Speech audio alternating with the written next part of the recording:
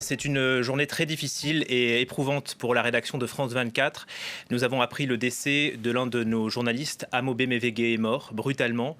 C'est un énorme choc. Il était notre spécialiste musique, bien plus encore, un être solaire. Amobe était un dénicheur de talent, toujours le bon mot, le sourire aux lèvres, la bonne formule. Bonjour Vincent Roux.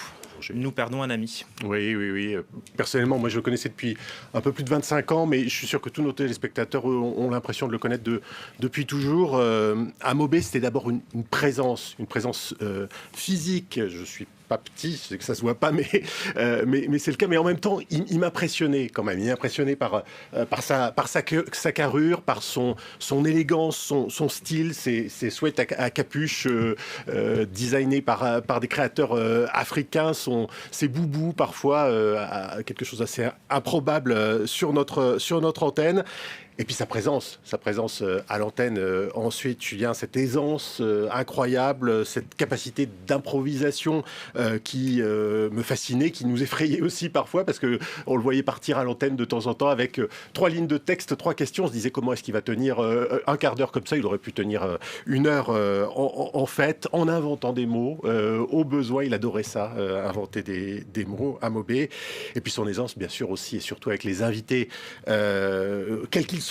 Il adorait les faire se rencontrer, se télescoper, créer des ponts comme ça entre eux.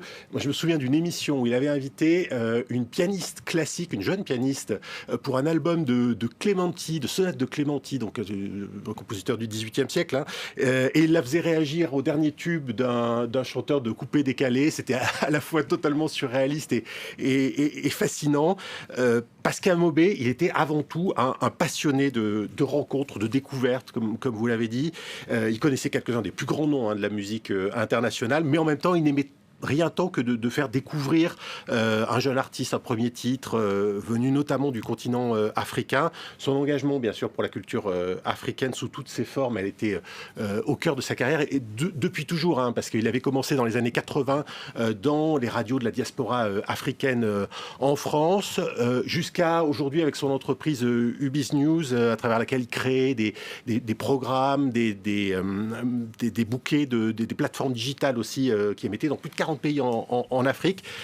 Donc aujourd'hui, évidemment, c'est chez lui au Cameroun, mais sur tout le continent, que les téléspectateurs et les auditeurs sont en deuil. Et puis ici, vous l'avez dit, c'est toute une maison qui pleure, Amobe.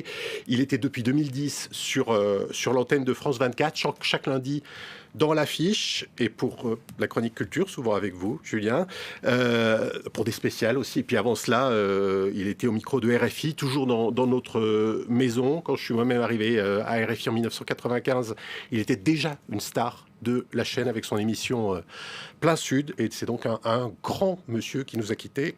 Je suis là beaucoup trop tôt.